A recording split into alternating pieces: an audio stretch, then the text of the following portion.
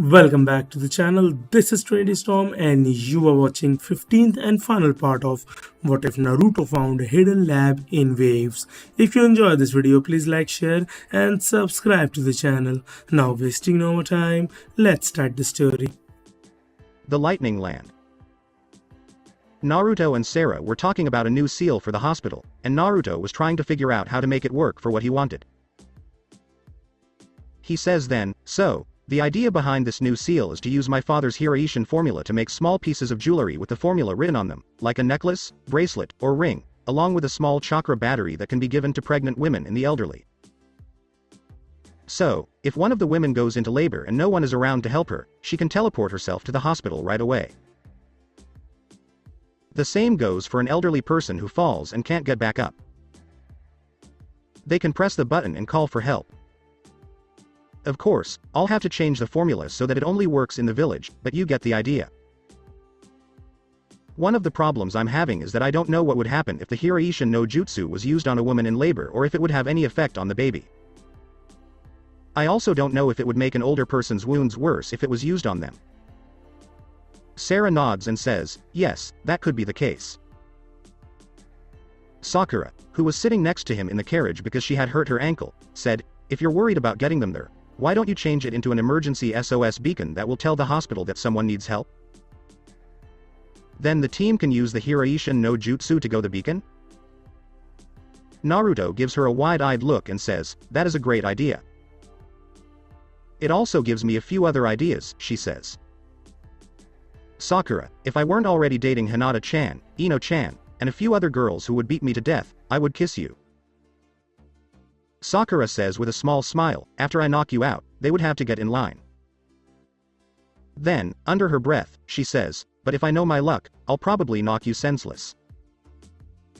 She then shakes her head and says, don't think for a second that I don't remember you seeing me take off my clothes in front of my window during the invasion. Ino looks at Naruto and says, what is she talking about, Uzumaki? In a voice that is both sweet and poisonous. Naruto, who had turned a ghostly white color, quickly said, it wasn't on purpose, it was an accident. She forgot to close her curtain, and it wasn't even me, it was one of my shadow clones. Besides, she was only in her underwear, and I've already seen her in a two-piece swimsuit, which is basically what a bra and pantyhose are. Kurenai cuts in and says, that's enough. If Sakura forgot to close her curtains before she took off her clothes, she only has herself to blame. Naruto makes a good point that a two-piece bikini can be more revealing than a bra and underwear set. Asuma suddenly stops the carriage, and Naruto hears a voice he recognizes as C saying, please stay where you are and tell me who you are and why you are here. As Naruto steps out of the carriage, he says, we're going to Kumogakure so I can keep the deal I made with I in exchange for his help. When C saw Naruto, he got down on one knee, gave him a small bow, and said, it's good to see you again, Lord Uzumaki. He then said, Lord Raikage has been waiting for you since he got your letter, but I'm sorry to say that security is tight in this area right now. Naruto sighs, nods his head, and says, do not bow or kneel in front of me. Even though I am the daimyo of the land of whirlpools, I don't care much for the rules of upper-class society. C stands up, nods, and says, it's nice to finally meet someone from the leadership class who doesn't think they're better than everyone else. Naruto says, there are a lot of people like that out there who think they are the only ones who can tell you how to live your life. They thought that the people below them in their hierarchy were meant to be ruled by them, and that their judgment should not be questioned. And then Naruto says, these are the kinds of people who don't deserve to be in charge, because real leadership means being able to listen to your people and not putting yourself above them. From my point of view, a leader is the body of the country, but the people you rule over are the voice of the country. Asuma then puts his hand on his shoulder and tells him, the way you think shows that you deserve to be in a position of power. Then Sakura says just loud enough for everyone to hear, it must be really hard to be in charge like that. Then Naruto says, the head that wears the title is not at ease. As most of the younger people, except for Shikamaru, look confused, he says, what that means is that someone with a lot of important responsibilities, like one of the 5 cages or daimyos, is always worried and can't sleep well because they know the next day will be much harder.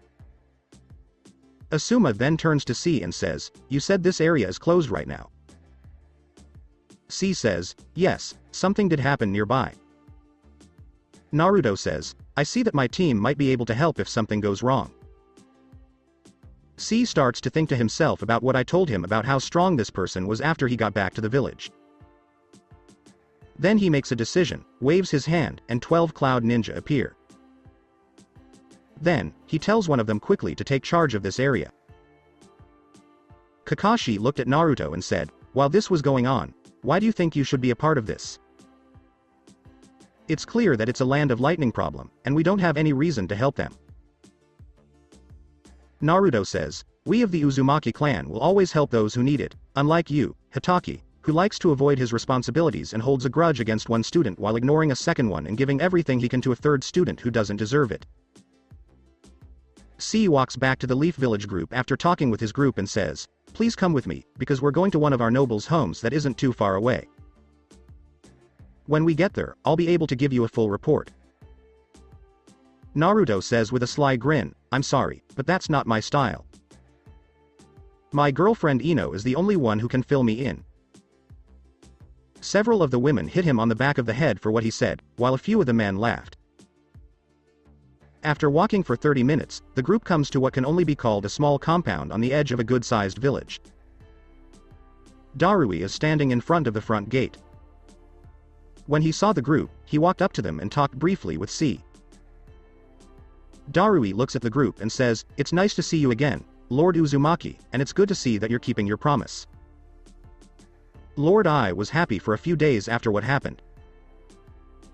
Naruto does his best to stand the way Asuma taught him, gives a small nod of the head, and says, "It wouldn't be right for me not to honor one of the first deals I make as a lord of the land of whirlpools."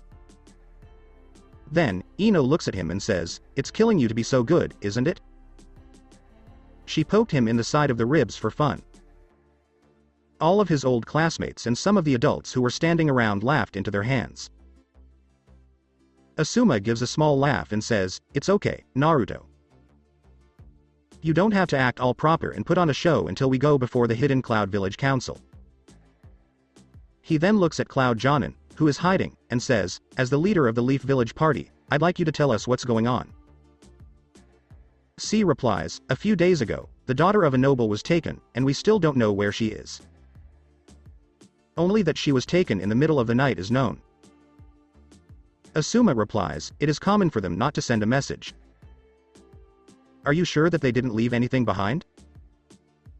C gives a nod and says, "We looked through the room carefully and didn't find anything, and the parents didn't notice anything strange. But if you want to look at it again, I guess we could." Asuma nods and says, "If we can get her to leave something in the room, Kiba and Kakashi can try to find her using their ninkins." C and Darui both agree that this is a good idea by nodding their heads. Then C says, "If you come with me, I'll show you where the crime happened." As he started to lead them to the house, they saw the parents sitting in one of the rooms, with the mother's face buried in her husband's shoulder. After getting to know the Leaf Ninjas, the parents agree to let them help. As they walk toward the room, they turn a corner and see 4 people running towards them from one of the outside courtyards. They were Samui, Omoi, Karui, and Yugito, and Naruto was able to tell who they were. Yugito says, "When we got to the group, we just did another sweep of the forest and looked in more places, but we didn't find anything." Naruto sees that Samui has a hand on her lower back, is stretching her chest forward, and is looking a little bit uncomfortable. When Yugito sees the Leaf Ninjas, he says, "Naruto, it's good to see you. You're going to see Lord I, right?" Naruto responds by saying, "Yes, we were on our way when C stopped us and told us what was going on. I decided to do what I could to help. We were just about to go to the daughter's room to look for any clues we might have missed and to see if we could send her after us." As the group walks toward the room, they come to a hallway with 2 Cloud Jonin standing in front of a door. C looks at the group and says, "Since the incident, we made sure the room was locked so no one could get in." Naruto was the first one to walk into the room. He and everyone else from the Leaf group started to look around for anything strange. He then asks, "Were there any strange sounds or things that might have woken up the guards during the night?" Darui shakes his head and says, "No, I've heard that the hallways are always being checked." As Naruto starts to think, he starts to rub his chin. He then starts to look at the room and the rest of the house again. He realizes that this is not a new house and that it is probably at least 100 years old. He remembers how he and Ino's mom used to watch all those old mystery movies. He then says, "I wonder," and pulls his sunglasses out of the inside pocket of his jacket. After putting them on, he taps the left side of the glasses to use the built-in computer to do another sweep of the room and look for hidden doors. As he looked at the wall on the left, it started to flash a different color. He then says, "Just as I thought," walks over to it, puts chakra on his arms, and pushes a section of the wall to the side, revealing a hidden passageway. Everyone in both groups looks at him with shock on their faces. Darui is the first one to get over his shock and ask, "How did you know there was a secret passage back there?" Naruto just takes off his sunglasses, gives them to Darui, and says, "A friend of mine was able to give them to me. They have a small computer built in. I was able to use them to look for secret passageways in the room because, when I saw how old the house was, I thought of all the old mystery movies I like to watch and how many of them took place in old mansions with secret passageways. But one of the most fun things about them is that they have a built-in bingo book that recognizes faces. Put them on, and then tap the right side." Darui took a moment to look at the glasses before grabbing them and putting them on. He reaches up slowly and taps the right side. As if he were looking at a page from the bingo book, a small picture of each person and some information about each person pops up next to each picture. Darui takes off the glasses, looks at them again, and says, "These are really cool. Do you see how these could help with security checks?" C says, "I have to agree with my partner on this." He had asked if he could look at them as he looked at everyone else. Naruto replies, "I get what you're saying. Another thing you should know about them is that a henge, A-N transformation technique, cannot fool them. From E to S, every rank has been checked. I could even tell that Lady Tsunade was wearing one, and hers is different from all the others. Because they can scan for chakra around the body, the screen will turn red and show an X above their head. He showed this by changing himself into Anko. As soon as he did this, the screen turned red and an X appeared in the glasses on top of his head." Naruto then talks about all the other features, like how he can see through most genjutsu. C and Darui are both looking at him. C then asks, "Do you know if other people in villages will be able to get these?" Naruto just says, "Eventually they will be, but you should know that they are the same as a normal C rank mission." The two men look in their heads to see how much money they have. Then Naruto kneels down and looks at the secret passageway's hallway, where he sees a thick layer of dust and fresh footprints. He then says, "I think a woman took the child because her footprints are smaller than a man's." Kiba starts to send energy to his nose and says, he is correct. "I smell something like a woman." Naruto looks at Shino and says, "Why don't you send some of your bugs into the tunnel to check it out? In case they had set any traps." Shino nods his head, raises his hand, and sends a few bugs flying into the passageway.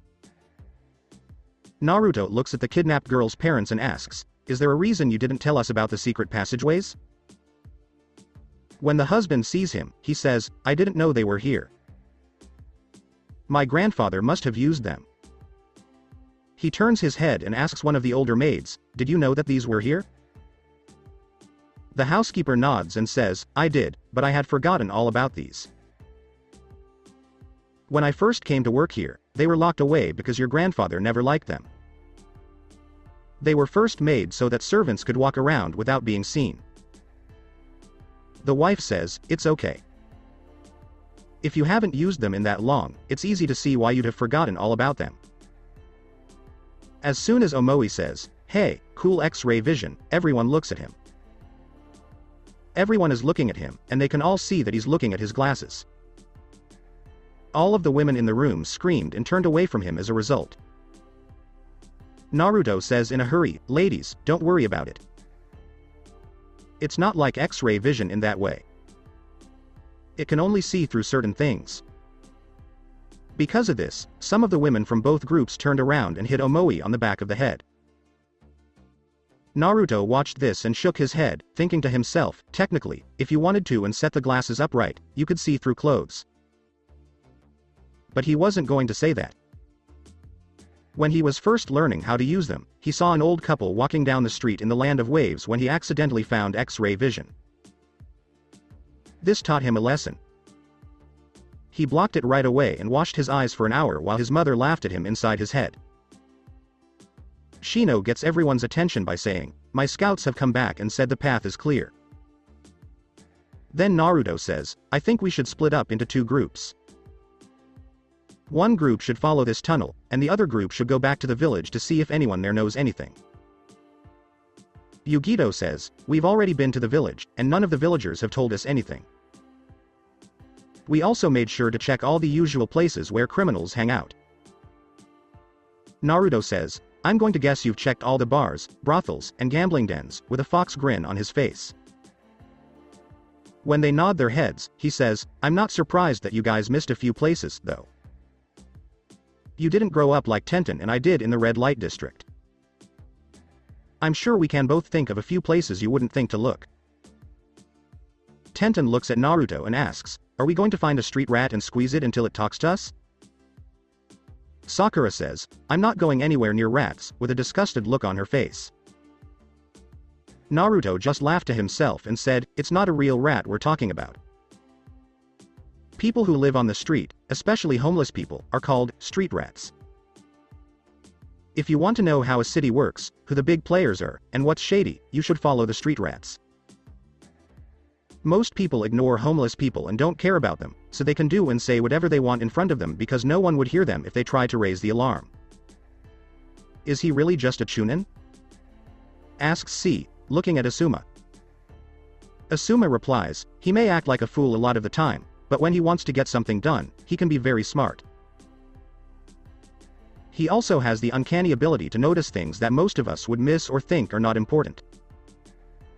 Over the years, my grandfather had me and a lot of other people set up fake situations for him to test. He was always able to find the little clues we left behind, sometimes even ones we didn't know we left. He has held himself back for a long time. He didn't say anything until he finally lost it. He felt that his sensei should have given him special training, but instead he gave it to one of his teammates." Darui shakes his head and replies, "That is wrong. Even in Kumogakure, we would never give one student more attention than another. The only time we would do this is if one student needs one-on-one training, but we would explain to the other students that we were not doing this out of spite, and we would always make sure we had someone to take care of the other students until we were done." C nodded his head yes and said, "I agree with him. Whoever his sensei was, does not deserve the title of sensei." He says then, "Lord Rakage would have used him as a punching bag if this had happened in the Hidden Cloud Village. It is awful to be willing to put one student's future at risk for another." Asuma says this with a small grin on his face, "Oh, don't be afraid. He got in trouble. He used to be one of the most respected jonin in the village, but he was demoted to genin and won't be able to move up for a long time. Isn't that right, Kakashi?"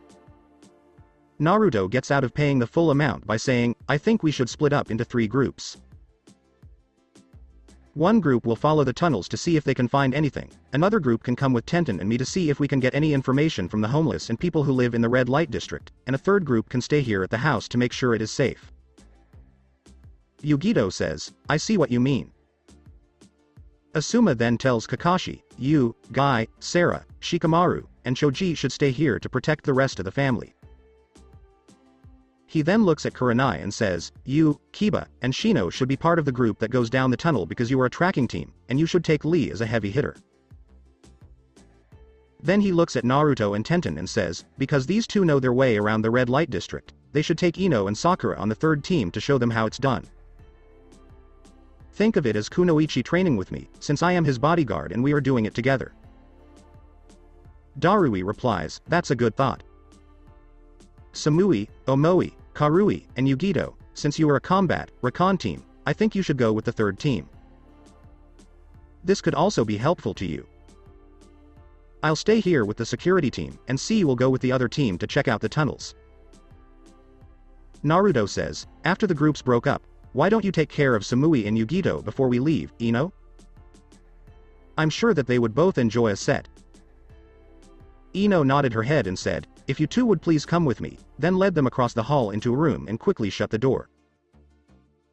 A few seconds later, the door to the room opened, and two Cloud Kunoichi rushed out with the same look on their faces.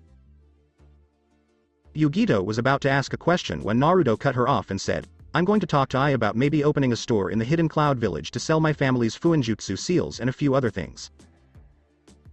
This got him two nods of the head.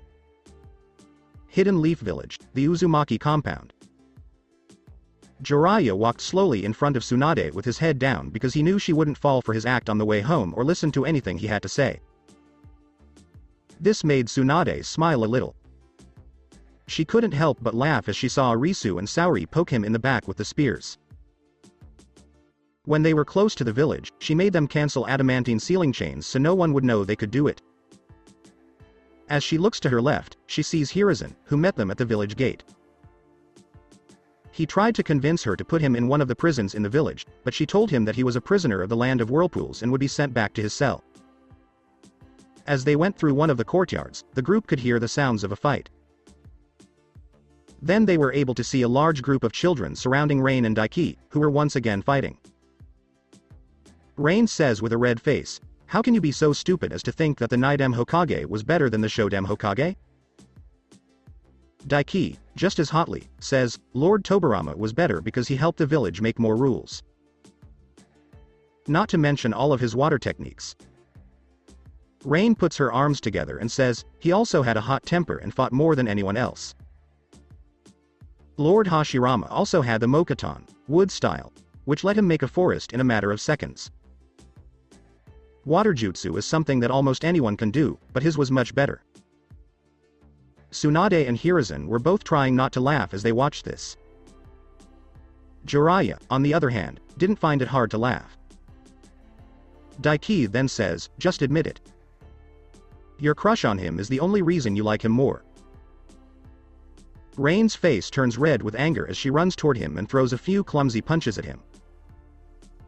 Daiki grabs one of her fists and locks his left leg with hers in an attempt to knock her off balance.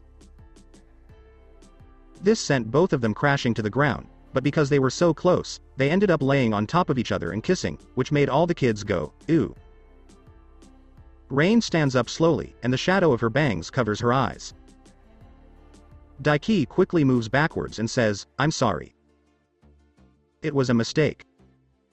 This wasn't what I wanted to happen.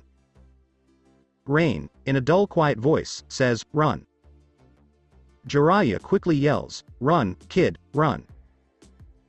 Because he has seen her face and heard her voice one too many times. Daiki jumped up quickly and started running.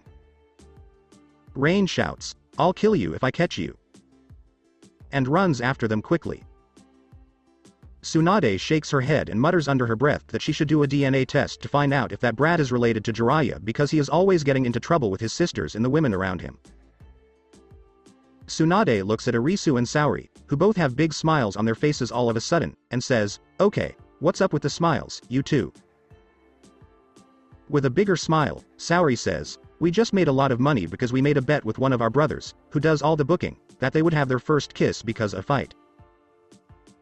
Hiruzen looks at her with disappointment and asks, are you already corrupting these innocent children by teaching them your bad habits?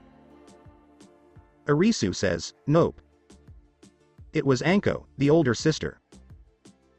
She also told us that when we got back from the mission, she would show us how to get boys to give us lunch for free.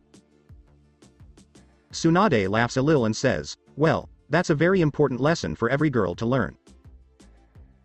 Arisu looks her in the eye and tells her, but now I'm interested. Who was the better Hokage, Shodem or Nidem? Tsunade just says, they were both good and bad, but if I had to choose one, I would choose my grandfather. Hiruzen coughs into his hand and says, that's because your grandfather spoiled you rotten and never punished you for anything. Hiruzen says, let's get this done, and then I want to hear about what you saw in the land of waves, with a grandfatherly look on his face. Holding cells at the Uzumaki compound.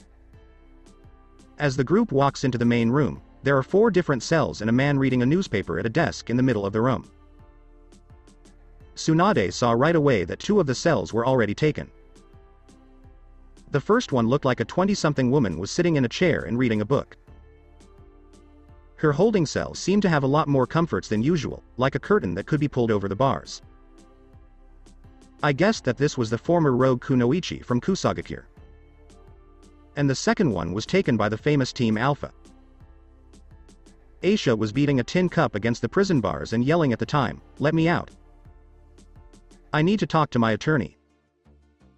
Nariko tried to cut through the window bars with a nail file, and Nell tried to play the harmonica. Aisha calls out when he sees Tsunade, "You have to set us free, Grandma Tsunade. We are not guilty." Tsunade crosses her arms and says, "That's unlikely, since you're an Uzumaki, but what are you in for?" The man who was reading the newspaper at his desk put it down and said, "They put live snakes in their brothers' beds." Nariko says, "I've given up trying to break through the windows. We put live snakes there, of course. We didn't want to spend our allowance on rubber snakes because we can find real ones in the woods for free."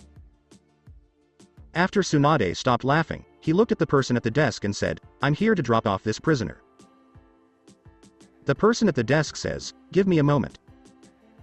I need to call the boss."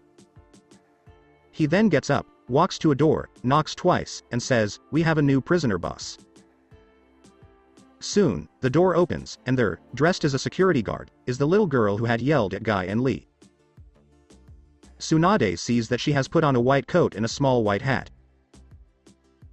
The girl walks up to the group with her hands on her hips, looks at Jiraiya, and says, well, look who's back."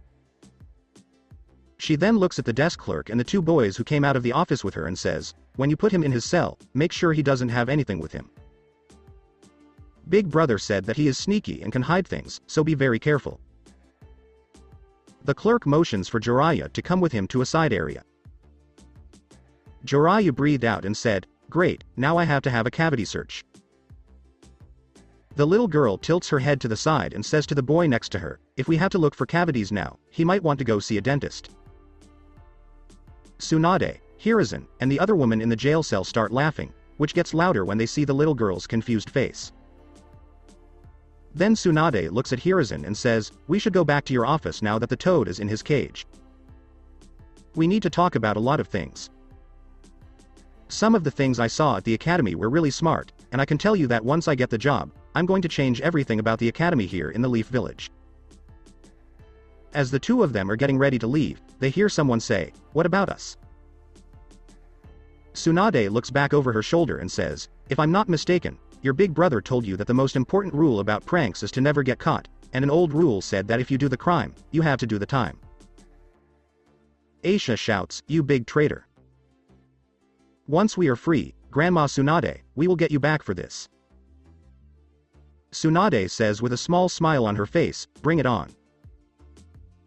I've been around enough Uzumakis to know all of their tricks, and if you do manage to pull a fast one on me, I might not heal you the next time you hurt yourself." Aisha says this with a wicked grin on her face, "That's alright. I'd go to the land of wind and talk to Lady Chio. I've heard that she's better than you." Hiruzen slowly moved away from her, and Jiraiya, who had been locked up, was trying to get under his bed. Both men had lost all of their color, so they could have been taken for ghosts. As the room gets colder, Tsunade starts to walk slowly toward the cell. Aisha thinks she might have done something wrong, so she looks for help from her friends. When she does, she sees that they are both hiding under the blanket on the top bunk. Aisha takes a big gulp and says, "Mercy?" "Sorry, everyone," says Tsunade with a scary smile on her face. The Lightning Land. Naruto was walking at the front of the group while Ino talked to the 3 Cloud Kunoichis. His right eye was twitching. Ino laughed a little and said, "So, my mom, I, and some of our friends went shopping, and while we were there, we ran into the man who can make 2 invading armies flee and fight a legendary Sannin. But we found him walking around the village, and we learned that he needs 2 little girls who are 8 years old to watch out for him. Then Ino says, now, I'll tell you about the book he wrote. He didn't even realize he was writing about himself and his girlfriend. Omoi looks at Naruto and asks, is this how she is always? Both Naruto and Asuma laughed a little. Then Naruto says, she's always been like that, even when we were little, and it's one of the things I love most about her. Then he says, okay, my shadow clones just told me that they found a place we should check out. Rooftop. Naruto and Tenten both pointed out a few things to the group as they stood on the edge of one of the buildings in the poor neighborhood. Tenten pointed to a man sitting on the steps of a building. The man was wearing red gloves with 2 fingers sticking out. That guy over there sells drugs. The way he is sitting and the fact that he is wearing gloves show that it is hot here. It's too hot for him to wear gloves, and his eyes are always moving. To prove their point, the group watched as a second man walked up to the first and had a short conversation with him before shaking hands.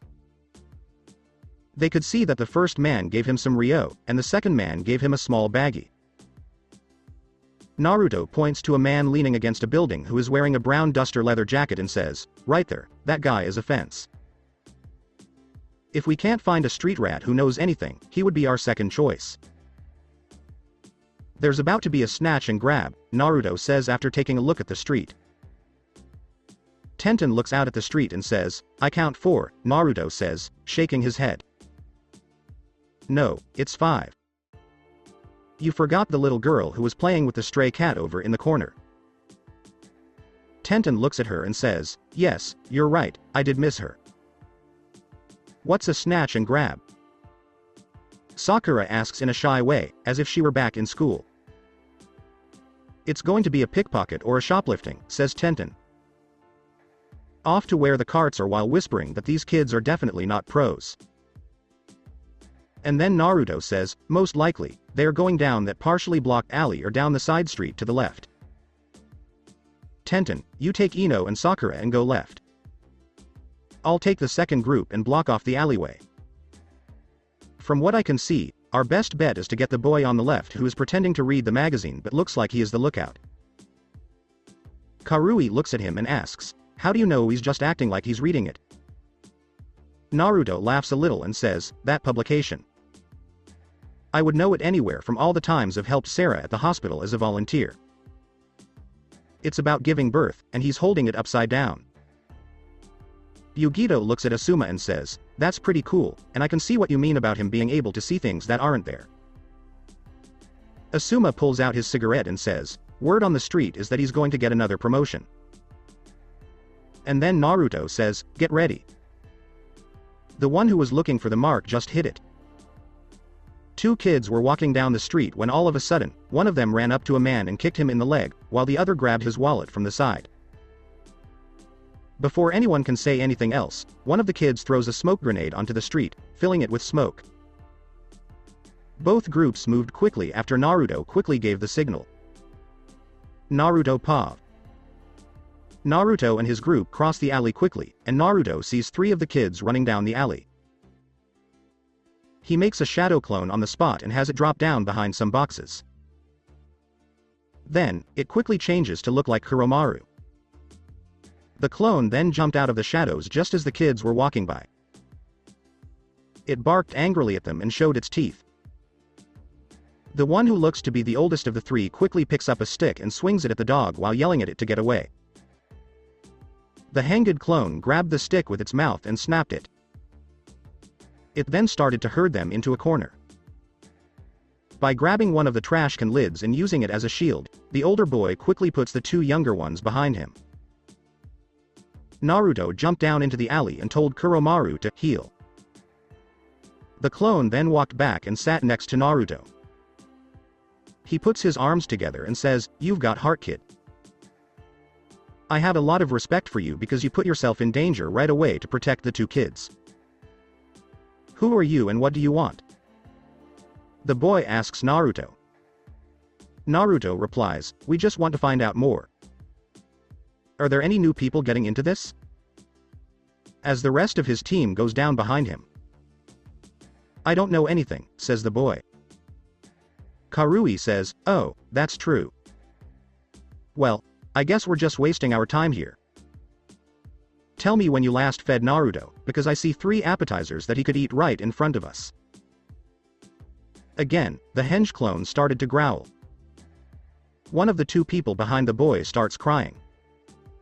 He shakes his head and says, "Don't be afraid, he won't eat you. Even so, you 3 are too skinny," as he reaches into one of his pockets and pulls out a big roll of Ryo, which he throws at the kid's feet. The boy sees that they can eat for a while with what they have.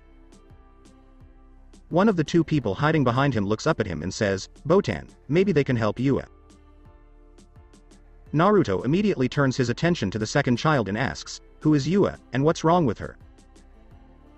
The girl walked up to Botan and said, "She is the kind woman who helps us. She hasn't been feeling well lately, and she passed out this morning and hasn't woken up yet.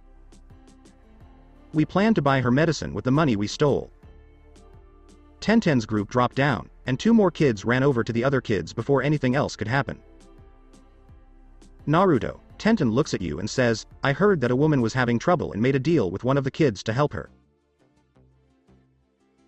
If we could help her, they would tell us what we need to know." Naruto nods his head and says, "Well, I'm a field medic, so that's good, but if I can't help her, we can take her to Sarah." When Naruto saw that the kids were still scared of the dog, he stopped the shadow clone. The kids were shocked when the dog disappeared in a puff of smoke, which made Naruto smile. Then, he said under his breath, they wouldn't have had to worry even if they had met the real Kuromaru. Teneb looks at him and says, "What do you mean they wouldn't need to worry?" That dog looks very scary. He just replies, "Even though he looks big and scary, he is a big softie. He even sleeps with a stuffed teddy bear that he stole from Kiba when he was 2 years old because Kiba peed on it." Then he says, "All right, show us where we need to go so I can see if I can help." A few minutes later, an empty house. As the group walked up to the house, one of the kids told Naruto about all of Yua's symptoms. Naruto was going over all of the symptoms in his head, using the information he had learned from volunteering and the information that Mayuri's computer in the Land of Waves had given him. She has sudden pain on the right side of her lower abdomen, pain that starts around her navel and often moves to her lower right abdomen, and nausea and vomiting. The pain around her navel and in her lower right abdomen gets worse when she coughs, walks, or makes other sudden movements. He thought that all of the signs pointed to one thing, and if it was what he thought it was, he would have to take her to see Sarah. "We put her in there," says one of the girls, pointing to one of the doors.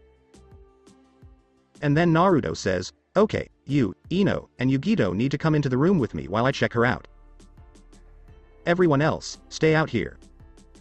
If it is what I think it is, it shouldn't take me long to figure out." Bedroom. When they walk into the room, they see a girl who looks to be between 15 and 16 years old lying on a bed. Naruto can see right away that her face is wet and that she is in pain.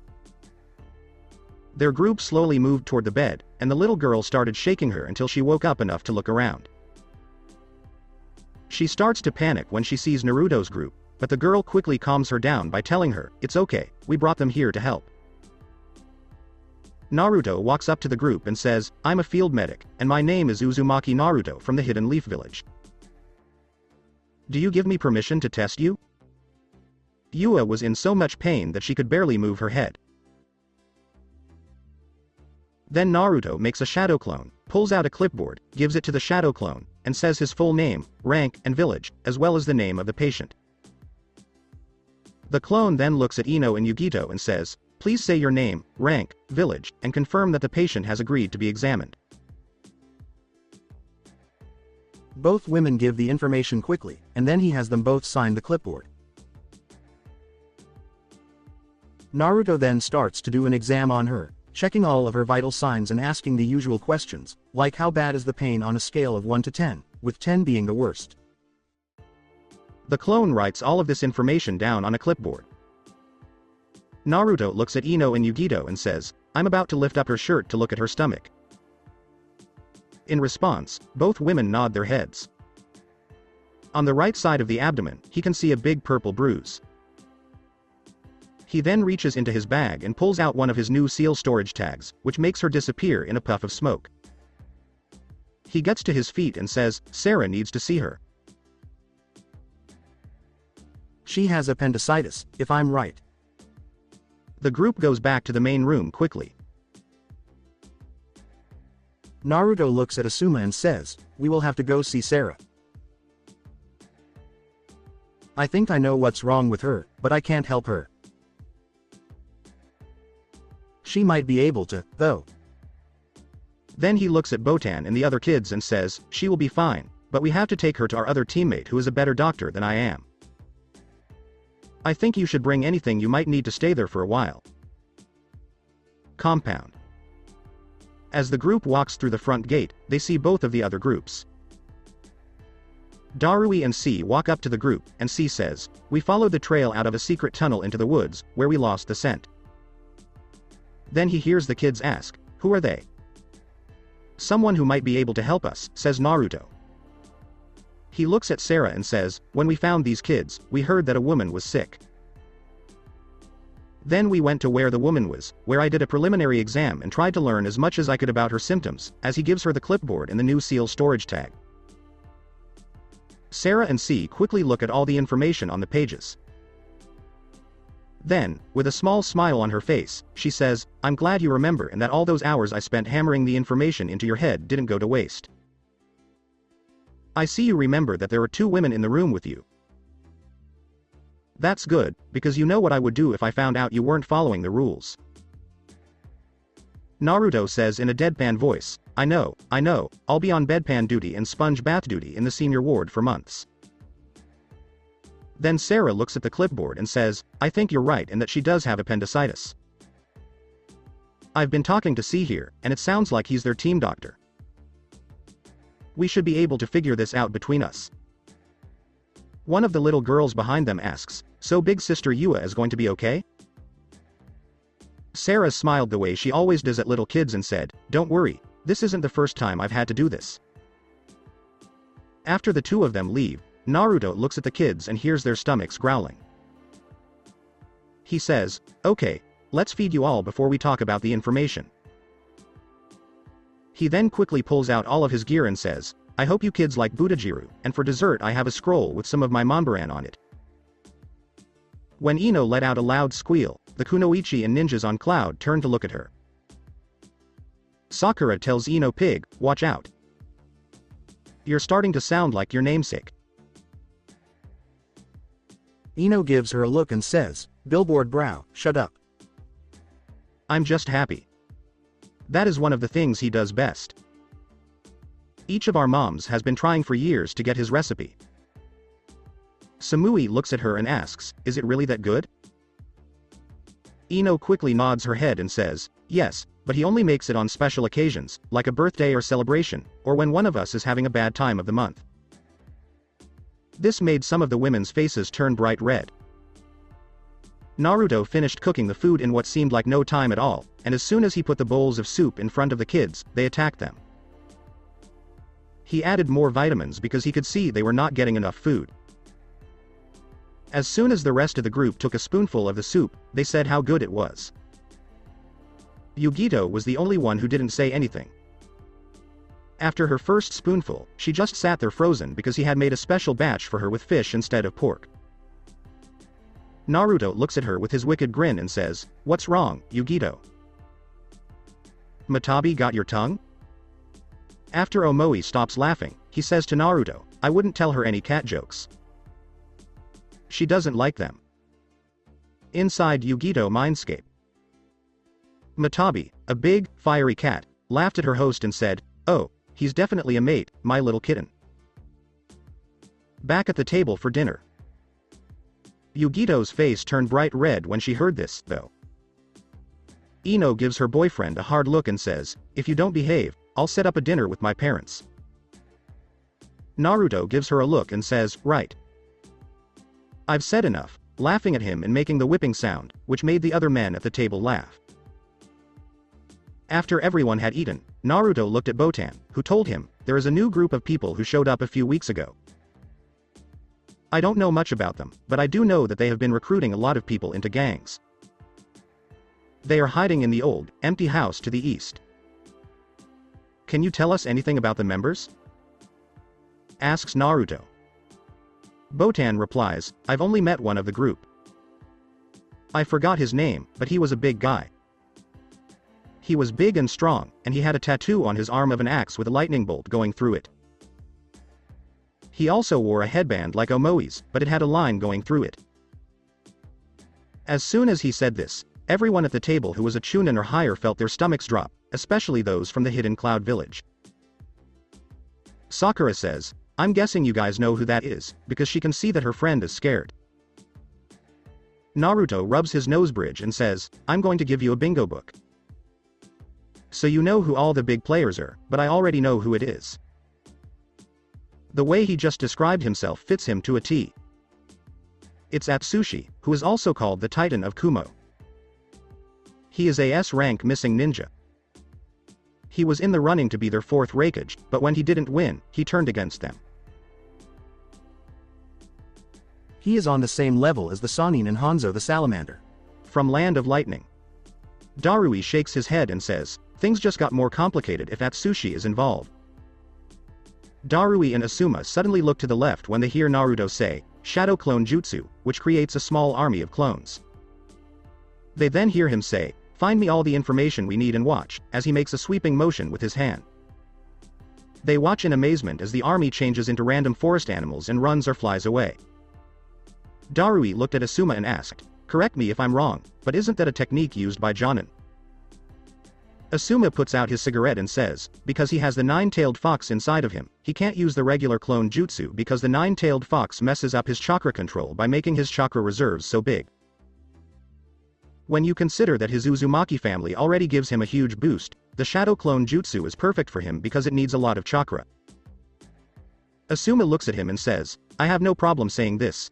Give that kid 20 to 30 years, and I guarantee you there won't be a single shinobi in the elemental nations who can stand up to him. And that's not even taking into account how powerful he'll be once he masters the nine tails. I'm pretty sure you guys know about the invasion, but what you probably don't know is that Naruto was a big part of our victory because he was able to make so many shadow clones that fought on every front. He used them to protect the civilians and move the wounded, and he also used them to defend some of the main buildings and fight the enemy. Even more surprising is that he did all of this after fighting in 3 rounds of the tournament. One of those rounds was against a Hyuga prodigy, who was one of the strongest kunoichi in the Hidden Sand. He then had to fight the Jinchuriki of One-Tailed Shukaku, and then he went on to fight Orochimaru without running out of chakra. The group looked around and heard the kids laughing. Naruto and Tenten were now juggling kunai knives like circus performers, with one of the kids standing in between them. Shikamaru made sure the child didn't move by using his shadow possession jutsu. Naruto then stands up and walks over to both of them. He says, my shadow clones are in the fraternity of the manor. They will spend the night doing what they can to get us some numbers and a basic layout of the mansion. I also have them kill any small bandits who are out on patrol and replace them with clones that have been changed to look like them. My clones are painting a black X on one of their fingernails, which will help us tell them apart. Darui's eyes got big when he found out the shadow clone's secret, and he said almost in a whisper, so it's true that they can send information back to the original. We've always thought that way of doing things was strange. Asuma then says, good job Naruto. By using your clones to kill some of the enemies and find out more about them at the same time. This will also let us see what's going on inside the building. Kakashi was standing off to the side, scowling under his mask and thinking to himself, this fox brat is getting to be too much a bother. Naruto says, if they can, my clones will tell me everything they know about the area tomorrow at sunrise and draw a map of it if they are able to. But for now, I think we should just rest and wait until we get more information. All of the Jonin nodded in agreement, and Darui said, you're right. If Atsushi is at the mansion, it would be suicidal to try to attack them at night without knowing anything about them. The next morning, in the court. As the group heads out to the courtyard, Ino and Tenten, who had to wake up the kids and led them to the chairs in the courtyard for breakfast, are grumbling to themselves about having to leave the softest bed they've ever been in. Which made a lot of the adults laugh quietly. Naruto walks up to the table where the kids are sitting and says, I know you're still tired and worried about your friend, so I've got a special treat for you today to make up for it. He then reaches into a bag and pulls out a brightly colored box of cereal. All 5 of the kids' eyes grew big and they all smiled big. When Ino and Sakura saw this, they both started yelling at him, saying that he couldn't give that to the kids because it was just sugar, but if you looked closely, you could see that they were longing for it because their parents would never let them have it. In response, a group of kids blew raspberries at them. Suddenly, Sarah's voice says, "I really hope you plan to give them some fruit with that uzumaki." Naruto nods and says, "Yes. I was going to give them some grapes, watermelon, strawberries, and bananas, along with some vitamins, to help them." Botan upon seeing Sarah says, "How is Yua? Will she be alright?" Sarah, who can see that the kids are getting upset, says, "She's fine. We were able to safely take out her appendix. Once you're done with breakfast, you can all go see her." One of the boys looks at her and asks, "Did you manage to hold on to it? Can we see it?" Most of the other boys in the area nodded their heads in agreement.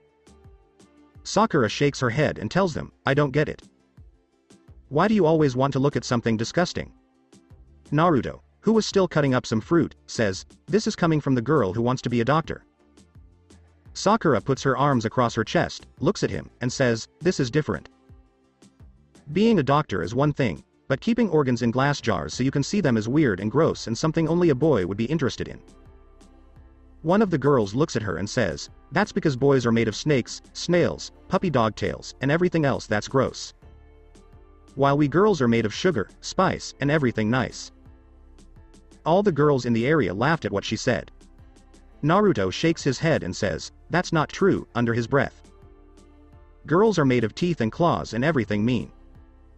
Right away, every girl in the Leaf group and the Cloud group looked at him and asked, "Who was that, Uzumaki?" Naruto's face lost all color as the women got closer and he started to back away. But before the women could get to him, a sound from a nearby bush caught their attention. It was a skunk that came out from under it. Karui saw the skunk and let out a very girly scream. She then jumped into Choji's arms. Both groups watch as the skunk walks up to Naruto, drops a scroll on the ground, and then vanishes in a puff of smoke. After seeing this, the group turns around and sees that Karui's face has turned red to match her hair. She then looks at Choji, grabs him by the shirt, and says, "If you ever tell anyone about this, I will make your life hell." Choji's face was also red, and he put her down quickly and nodded his head. Because everyone was laughing at the redhead, no one noticed that Naruto had taken a picture of it except Yugito. She leans over and says, "I'm going to want a copy of that," with a cat-like grin on her face. Even though Yugito said it quietly, everyone in the group heard her. But when they didn't hear him answer, everyone turned to see that he was reading the scroll.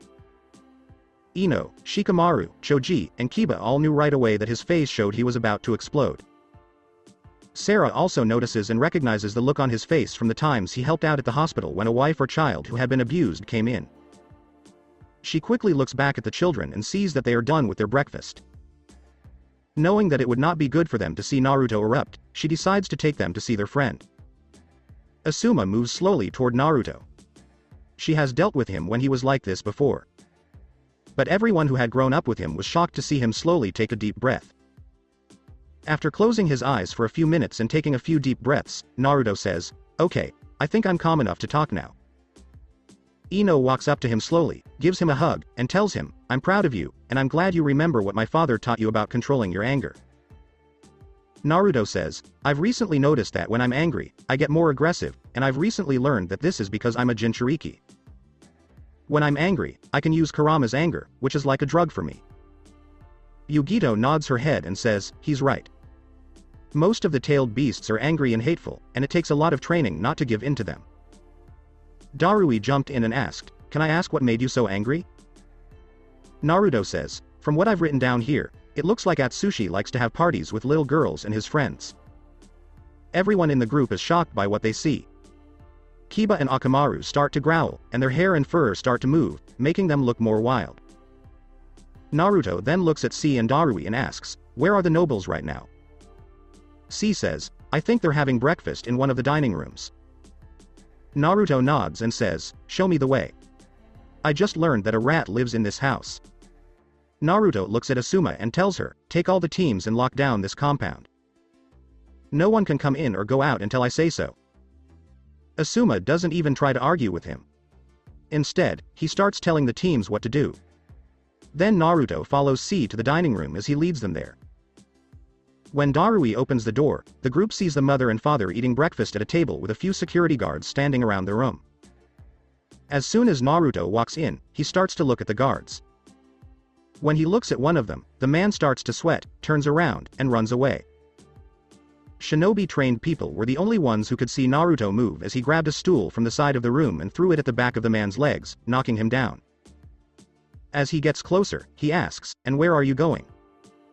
The fun has only just begun?" Then, he picked him up by the hair on the back of his head, dragged him back to the table, and slammed his head on the table. C, who had been acting defensive in front of her parents, asks, "What's going on?"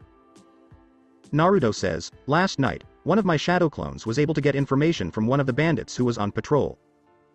He thought I would let him live if he gave me this. It turns out that our little friend here has a big gambling debt and owes money to people you don't want to owe money to.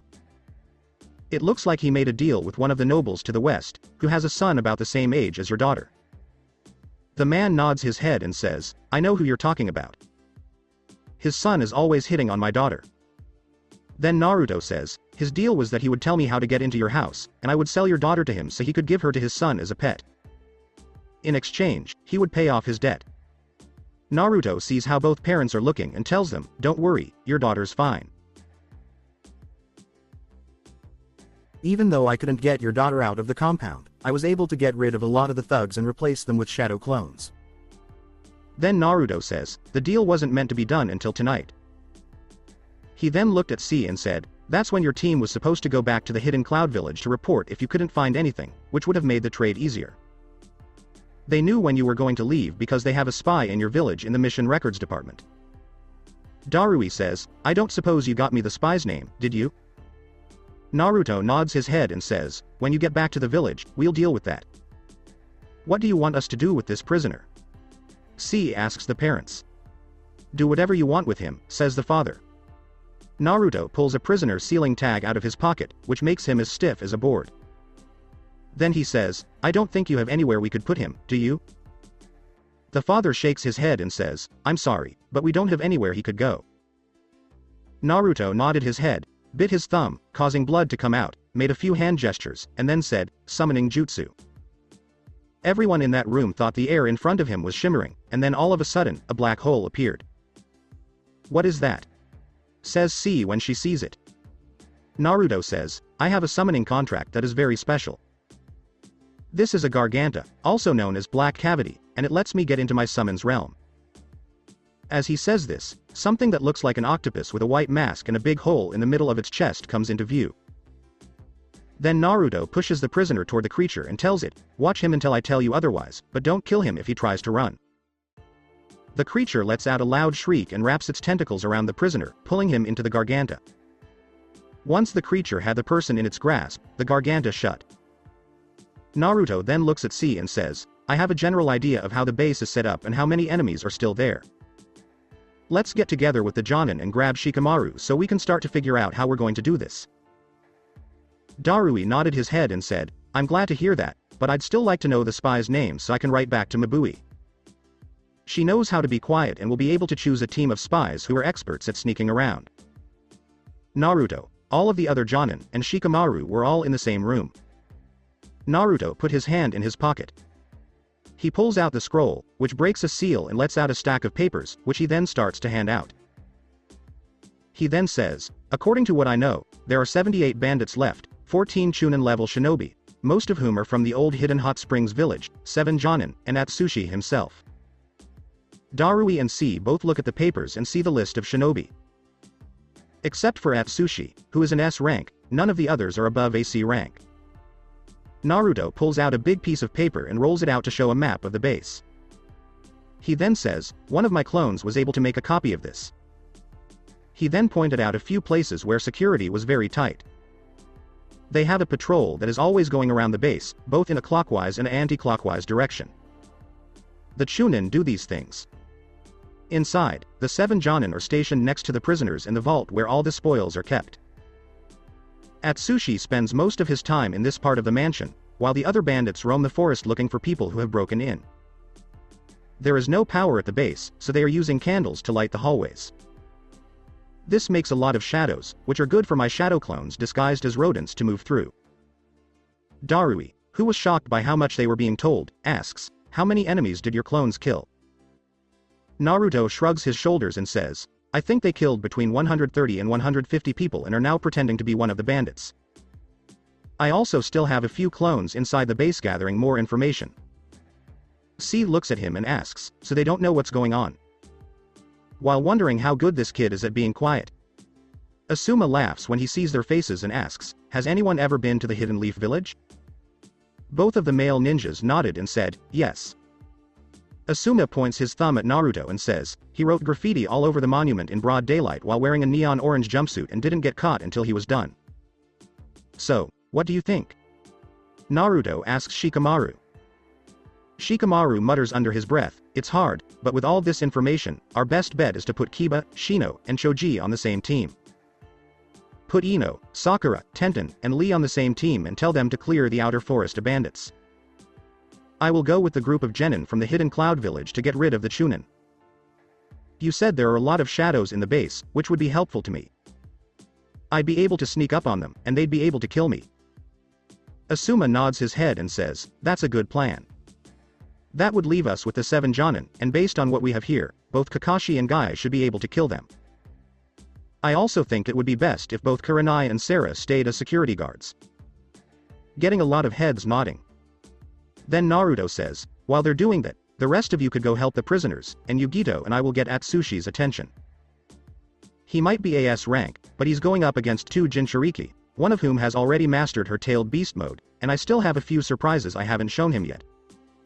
Are you sure you can keep his attention for long enough? Asks C. Shikamaru let out a chuckle and says, trust me. If there's one thing Uzumakis are good at, it's being in the spotlight and getting people's attention. We're not that bad, Naruto says to his friend. Shikamaru says, do I need to bring out a list of all the things you did when we were in the academy, like the time you turned the toilets around? That was never proven to be me, Naruto says with his arms crossed. Shikamaru then says, I'm just glad you finally got with Hinata, who will nag you and keep you out of trouble and have you whipped just like my dad and mom. Shikamaru made a good point, and even though Kurenai had been quiet, she was laughing to herself as she nodded. She had seen that her surrogate daughter could get Naruto to do what she wanted.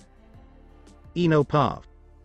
One of the gates was given to Ino, Karui, and Samui. Samui looked at Ino and said, I have to say, I'm pretty impressed with Uzumaki's new seal. My back has always hurt because my chest hurts it. But I'm curious about why he made one of these and if he did it just to look at women's chests. That's not it, says Ino, shaking her head. Since we were kids, I've known him, and if there's one thing I know about him, it's that he would never treat a woman that way. Yes, he is a man, and there are times when he acts like a pervert, like when he uses what he calls his sexy jutsu, which is basically him turning into a female version of himself while he is naked and surrounded by clouds. Most people don't know, though, that I, my mother, and a few other people helped him make it after he told us what it was meant to do. He uses it to distract the enemy so that his other soldiers can attack, because, let's face it, if a man suddenly sees a naked woman on the battlefield, he will probably freeze. Ino then says, as for the seal, my mother and a few other women have talked to him, and he really did make this to help women. Technically, he did have to look at a few chests and ask a few questions, but he was trained as a doctor, so I'm sure he was very respectful about it, and all of the women who helped him did it voluntarily. Samui then says, I've noticed that you haven't had to change your seals, but I've had to use the second set you gave me. Ino nods her head and says, that's because I gave Naruto one of my bras, and he embroidered it for me and a few other women, including my mom. Each has at least one now, but those have to be special ordered, and he isn't advertising that because he doesn't want women to bring in big piles of their bras. Ino then smiled sneakily and said, don't tell anyone, but I know he's working on a seal to help keep our breasts cool so we don't get sweaty boob rash. Samui gave herself a small smile and said, that will definitely make women like him. Ino looks at Karui, who asks, can we stop talking about breasts? It's not fair that some of us aren't as developed as others. Ino says, okay, since we're going to the Hidden Cloud Village, do you know if there are any good clothing stores there? Sakura Pav. While she was talking about her new weapon, she told Sakura and Lee to watch over one of the courtyards. It's called Muteki Tekken, also known as Invincible Iron Staff, she says with a big smile. She told him how Naruto gave it to her during the invasion. Lee gives her his trademark thumbs up and says, "I'm sure your flames of youth will burn brighter now, Sakura-chan." Sakura suddenly realizes that she also needs to apologize to Lee for how she treated him during the Chunin exams. She says, "Lee, I'm sorry for how I treated you during the Chunin exams." She then makes a quick decision and says, "If that date offer is still available when we get back to the village, I'd be willing to go with you." Lee seems to burst with happiness as he tells her that he accepts her apology and that he will do everything he can to make sure the date is the best it can be. Sakura thinks to herself that since Lee always listens to Naruto, she might want to have Naruto talk to him to make sure he doesn't go too far. Later that day, on the edge of the forest, Asuma Pav. Asuma was standing on a branch of a tree and looking down at the base with the glasses Naruto had given them. He had shown them how to use the thermal vision to figure out where everyone was. He looked at C and Darui and said, "From what I can see, the prisoners are still around the building. Once we see the sign, we move in." He puts his hand to his ear and says, "Rescue team in place." Ino Pav. Ino was put in charge of the group of thieves. She put her hand to her ear and said, "This is the bandit removal team, we're in place." Then she says, "All we have to do is wait for Naruto to give us a sign." She then looks at Shino and Kiba and says, "Once we see the signal, you two will lead us to the bandits." Tenten speaks up and asks, "What was the signal again? He probably didn't tell us."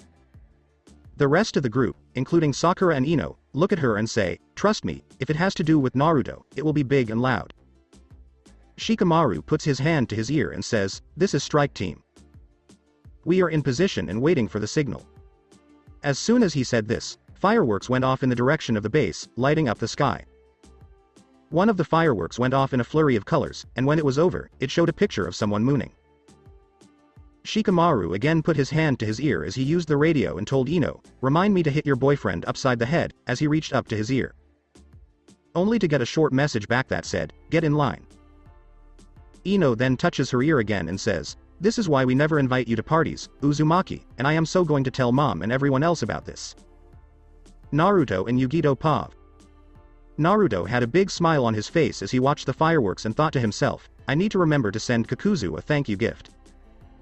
As he stood there, he could hear Kurama laughing in his head. In between laughs, he says that it was good enough for a kitsune. When he heard Ino say that, he turned to his friend and asked, "Quick question. What are the rules about immigration in the Hidden Cloud Village?" Yugito had a big smile on her face, too. She had to admit that this was one of the best ways to get someone's attention, especially after seeing Naruto's face turn white in response to the threat and Matabi laugh out loud. Atsushi Pav. Atsushi was sitting at his desk doing some work when he suddenly heard fireworks going off. He ran to the office window to see what was going on and saw someone mooning with fireworks. He clenches his teeth and tells one of the other men in the room, "Get ready for an attack." Only to see the man disappear in a puff of smoke, showing that it was a copy, which made his eyes widen. Then he can hear someone yelling from the courtyard. "Hi Atsushi. Come out here and look at me. I've come to ruin your party. People say that you are the Titan. I call you the chicken because you didn't get what you wanted and ran away." Atsushi jumped out of the window and into the courtyard, where he met two people. He knows right away that Yugito is the two-tailed Jinchuriki, which makes him a little bit wary.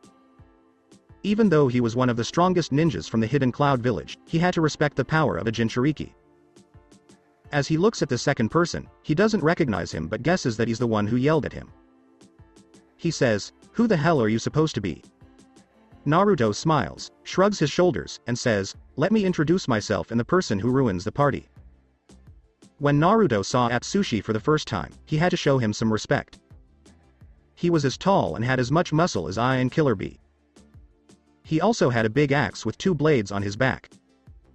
Atsushi says, "You're from the Hidden Leaf Village, huh?" When he sees his leaf headband. I'm surprised that I, who is a worthless ape, agreed to let them help him. As he reaches back and grabs his two-bladed axe, he says, "It doesn't matter anyway, because I'm going to kill you both anyway." Naruto quickly reaches back and grabs his blade. He calls out the name of his sword, and a blinding flash of light makes them both cover their eyes. Atsushi quickly blinked his eyes to get rid of the spots, and through his blurred vision, he could see that Naruto was now holding a pair of butterfly swords, with the right blade glowing a soft blue. Then he sees as he raises the sword above his head and slashes it down while shouting, "Wave-cutting water arc." Both Cloud Village ninja were shocked to see a huge, blade-like arc of water racing toward him. Atsushi quickly moves to the left, but then Naruto appears next to him and swings one of his butterfly swords at him. Atsushi blocks it with his axe and then jumps backwards.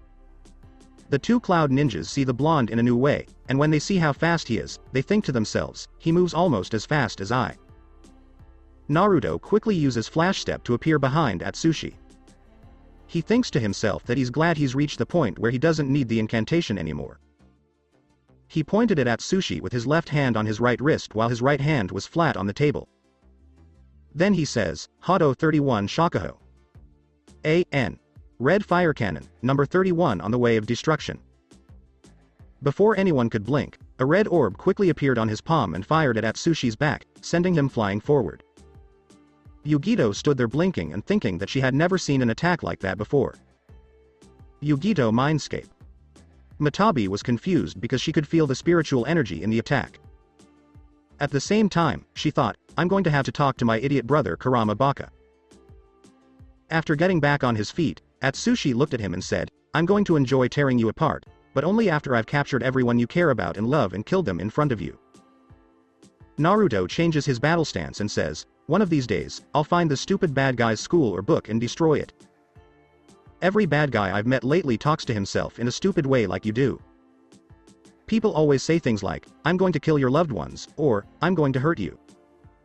Help me out and stop talking. When you talk, you make everyone around you less smart." Both of Cloud's ninjas and both of the tailed beasts look at him in shock. Then, all of a sudden, both of the tail beasts started laughing inside their mindscapes, and Yugito had to fight not to laugh along with them. Atsushi disappears in a flash of lightning, just like I, but when he got close to Naruto, he stopped and looked like he was having trouble moving. Then, all of a sudden, an invisible force pushed him backwards so hard that he crashed through one of the compound's outer concrete walls. Naruto looks at Yugito and says, "Let's get him into the forest, where he won't be able to move as quickly." As they both jumped through the hole quickly to follow him. Ino Pav. Ino and her group had met the bandits head-on, and they were quickly taken care of. As one of the bandits swings a sword at her, she ducks under him and uses the movement of his body to hit him in the chest with her new boots. This sent him flying through the air and into a tree, which fell over. As she looks around for her next opponent, she sees Kiba and Akamaru fighting two other people. Kiba had his opponent's head and was punching him in the face, while Akamaru bit his opponent on the butt and sent him running around yelling like a girl. She then looks around and sees that the whole team is getting the job done quickly, whether Tenten is using her arrows to shoot the enemy from high up in a tree or Choji is using his new fist to punch his enemies along with Lee. She hears a noise behind her all of a sudden. As she looked, she saw that two of the thieves knew how to use chakra and were using it against Sakura. Sakura Pav. Sakura had been easily beating down her opponents with her big club. Then, she found a pair of twins who were using Earth-style jutsu. As they look at her, the twins say, "Let's see how you deal with this little girl." Then they both make a series of hand gestures and say, "Earth-style, hide like a mole jutsu." Both of them dove into the ground and vanished. Kiba, who was nearby, heard what was going on. He stopped punching his opponent in the face and told him, "Your friends are about to get their asses kicked." Even though he was punched in the face, the thief looked up at him and asked, "What do you mean?" Even though she had a cut lip and a broken nose. Kiba laughs a little and says, "They used the wrong strategy against her. She has the highest score in Whack-A-Mole at the arcade by the academy. No one can come close to matching her high score." Sakura was ready to swing Muteki Tekken, so she took a better stance. She also worked on improving her hearing as she waited for the sound of the earth moving. Not even a few seconds later, she saw movement out of the corner of her eye as one of the twins tried to jump out of the ground at her. But before he could even get all the way out, Sakura brought the bat down and smashed it into his head. She makes a huge crater and a small earthquake because her strength has grown. Then she spins on the balls of her feet, swings the bat like a golf club, and hits the second one who tried to come up behind her, sending him flying into the air until he disappeared. Sakura Mindscape. Behind her, Sakura's inner voice says, "Who's number one? Who is the best?" Still the winner, Cha. All the bandits around them stopped what they were doing and looked at this with shocked expressions on their faces. The thief who had Kiba's head in a headlock said, "I feel sorry for the poor jerk who has her as a wife when she's pregnant or going through the changes." As well as a few of the other robbers making comments here and there. Sad to say, he said it loud enough for Sakura to hear, so she slowly turned around and looked at him. Kiba quickly let him go and slowly started moving away, because he didn't want to be in the middle of what was about to happen. Sakura held Muteki Tekken above her head and gave a battle cry. She then charged at them, making some of them run away. Ino shakes her head slowly and says, "Some things never seem to change." She then says, not only is she the current whack-a-mole champion, but that's also why she can't play miniature golf. That poor robot clown had no chance against her anger. When Tenten sees her beating up a group of thieves, he jumps down next to her and asks, "Do you think we should help?" Ino says with a small smile, "Yeah, but should we help them or her?" One of the thieves suddenly shouts, "Please, please, no, no, time out, time out." Then they can hear Sakura ask, "What? Do you think is the beatdown on the playground? In battle, there are no breaks." Naruto and Yugito Pav. Once they were in the forest, they found Atsushi quickly. As they got closer, Naruto laughed and said, "Poor little Titan couldn't become Raikage, so you ran away, hid like a chicken, and became a big bad rogue ninja." As he went around him, he told him, "Just face it. You weren't supposed to be Raikage." Atsushi makes a series of hand gestures and says, "Lightning style, lightning pulse." This makes a wave of lightning come out of his body. Yugito jumped back far enough to avoid getting hit, and he watched as it hit Naruto and made a big cloud of dust. When Atsushi sees this, he starts to laugh and says, "Not so tough, are you, you little brat?" But I stopped laughing when a voice said, "Water style, water arc javelin," from the cloud. Out of the dust cloud came a fast-moving javelin made of both water and chakra. He was able to avoid it, but when he looked back, he saw that a row of trees had been broken. Once the dust settled, they could see Naruto because the attack had burned him. He laughs and says, "If that's all you've got, it's not surprising that I beat you to the title. I've seen him perform, and compared to him, you're just a second-rate show. He has more talent and strength in his pinky than you do in your whole body." Atsushi dashes forward while filling his axe with lightning chakra and bringing it down. When he gets closer than 2 steps to Naruto, an invisible force stops him. Then, very quickly, he shoots backwards into a tree. Yugito, who was standing off to the side and looking shocked, hears Matabi's voice in her head saying, "Kitten, I've been watching the fight. I think I figured out what he could do." With his right blade, he can control the water around him and turn it into an attack. Before the last attack, I noticed that his left blade gave off a pulse of energy, and a second later, Atsushi was stopped and thrown backwards. This makes me think that he can change the gravity around him. When he has both of these blades, he is almost impossible to get close to. If we ever have to fight him, I think we should do it from a distance. Yugito decides to join the fight. He quickly makes a series of hand gestures and shouts, "Fire style, mouse hairball." She puts some spit in her mouth and spits it out. The spit quickly turns into a blue mouse that is on fire and runs at Atsushi. Once they were close enough, it blew up instead of attacking, making him jump farther back. He looked up and saw that Yugito's fingernails had turned into long claws. Then, when she came up to him and swiped, he had to quickly go on the defense. As she hits him in the chest, she and Naruto both notice that he didn't even get a scratch. Atsushi laughs at them and tells them, "My skin is as tough as the third Raikage. Your little knife won't hurt me at all." Naruto quickly says, "Shadow Clone Jutsu," which sends the clones to attack from different directions while changing the gravity to throw him off balance. He realized as the fight went on that none of his attacks were hurting him. Naruto had suddenly come up behind him to attack from behind. He was surprised when Atsushi covered his whole body in lightning and spun around so quickly that he didn't have time to stop it. He then hit Naruto in the chest with a punch, sending him flying through a few trees. Naruto got back up and put his hand on his chest because it hurt, but thanks to the Nine Tails healing power, it was already getting better. As he thinks, "Okay, we've tried to attack him directly, but none of our attacks even hurt him." He then started to look at what they had going for them. "Let's see what we have," he said. I can control the water in the air and turn it into attacks. I can also change the way gravity works around me. Yugito has her taijutsu and her tail beast, but they won't help us if they don't hurt him. What can we do else? He comes back to himself when he hears Kurama say. And here I was thinking you were starting to get smart, brat. If you can't hurt him from the outside, hurt him from the inside. You can control the water around you, and you can even take in water from the air. What do you think would happen if you started to take in all the water in the air around him? How can I do that without hurting Yugito? Asks Naruto. The answer he got was, don't worry about her.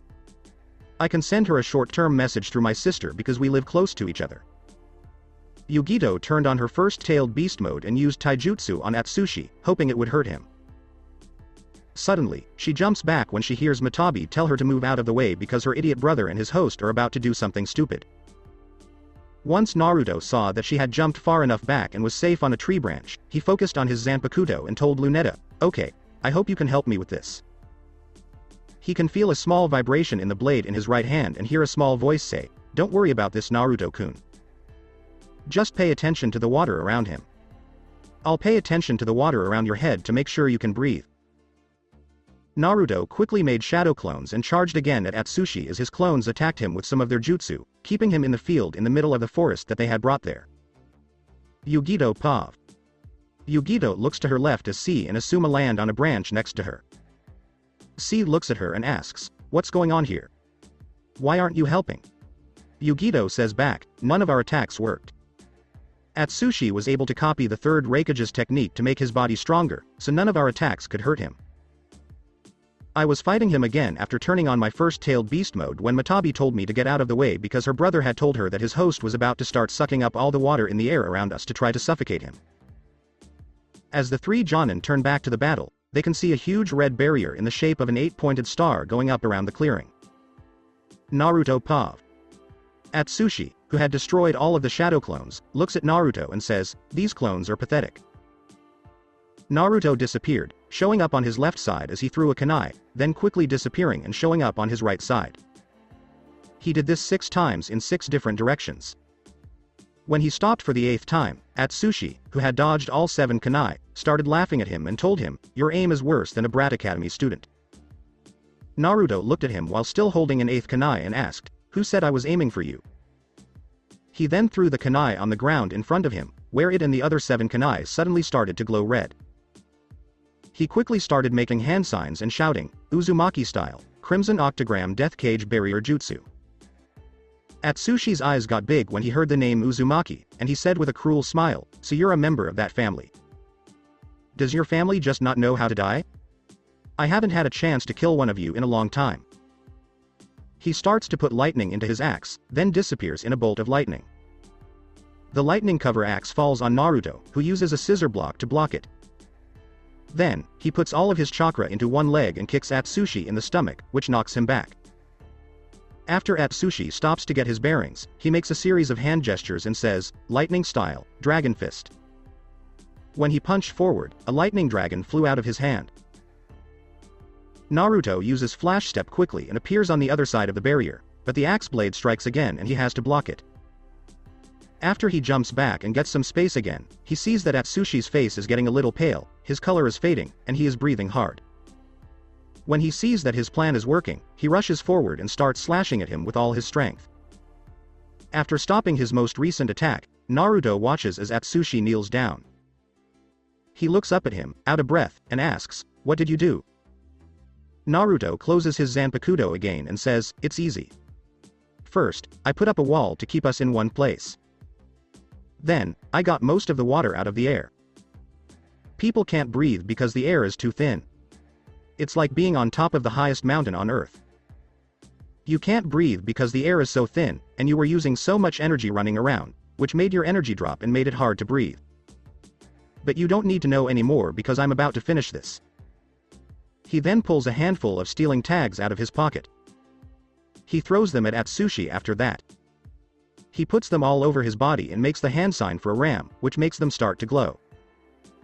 Within seconds, Atsushi's skin starts to turn a dull gray, and a few seconds later, it looks like his whole body has turned into stone. Yugito looks up when she hears Matabi tell them to get ready because the barrier is about to fall. Since there is no air inside the barrier, it will have to be filled quickly.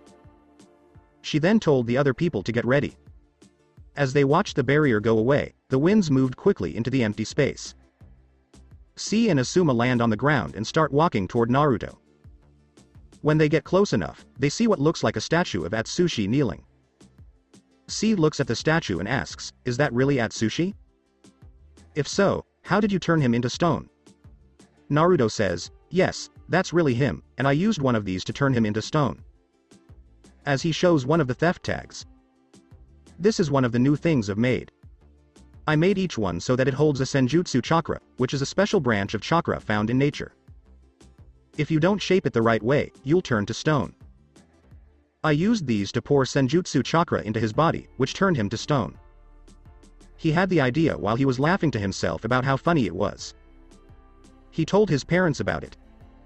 When he first heard about it, both of them and both of the elder toads told him what sage chakra was and what its pros and cons were. When they said you had to stay still to get it, he said, "Why don't you just put some of it in a storage seal and turn it on when you need it? Then you can go into sage mode right away." All four of them had funny looks on their faces. "Why didn't you think of that years ago?" Ma asked as she turned to look at her husband and started hitting him on the head with a rolling pin. While both Uzumaki were laughing so hard they were rolling on the ground. Naruto then put the statue in a storage seal and put the big axe that had fallen on the ground on his back. He would either return it to the hidden cloud village or hang it up in his office as a trophy. He was leaning more toward the second choice.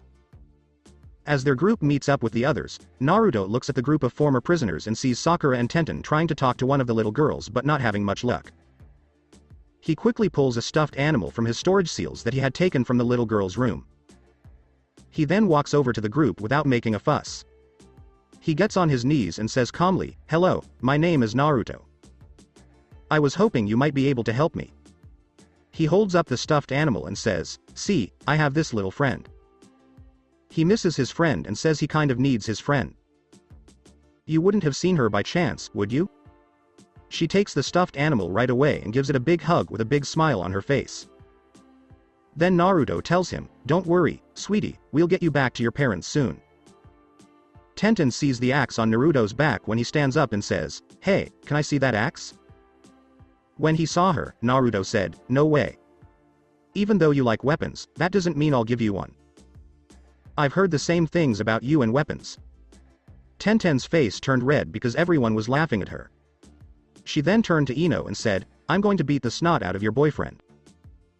Ino crosses her arms and says in a calm voice, "That's fine.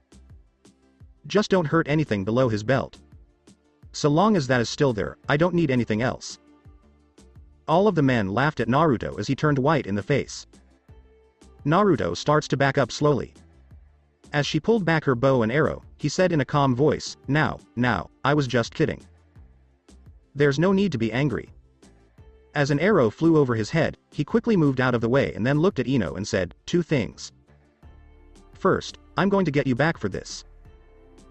Second, remind me to thank your mother when we get back to the village for all of those dancing lessons, because I'm about to use a technique that was inspired by a dance that all men should learn." Omoi rubs his head and asks, "What kind of dance is that?" Naruto smiles like a fox and says, "That's easy. It's called the running man," he says as he does a little jog in place while pumping his fist forward. Then he runs away, and Tenten gives chase quickly while shooting arrows at him like they are coming out of a fire hose. At the building. As the group walks toward the main gate, they can hear a woman screaming the girl's name.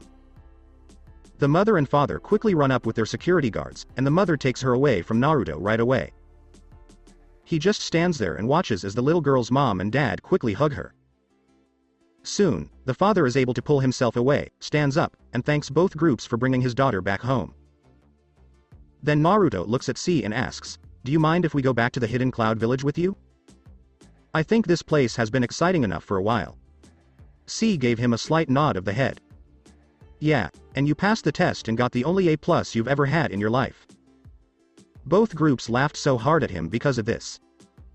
The people in their group stop laughing when a small voice says, "Oh no, my balloon."